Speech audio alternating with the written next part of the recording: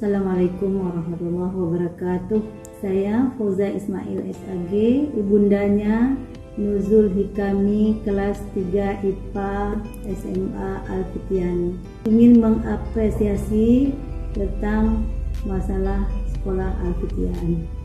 Melalui kegiatan-kegiatan yang ada di Al-Fitiani, anak-anak kami memperoleh banyak hal positif sehingga dapat membantu anak-anak kami menemukan dan mengembangkan potensi diri mereka secara maksimal, serta memiliki karakter yang sesuai dengan syariat Islam dan menerapkan adab-adab Islami dalam kehidupannya sehari-hari. Selain itu, anak kami juga memperoleh pendidikan yang sangat layak sehingga diharapkan dapat menjadi generasi Qurani. Amin ya rabbal alamin. Sekian, wabillahi taufiq wal hidayah. Assalamualaikum warahmatullahi wabarakatuh.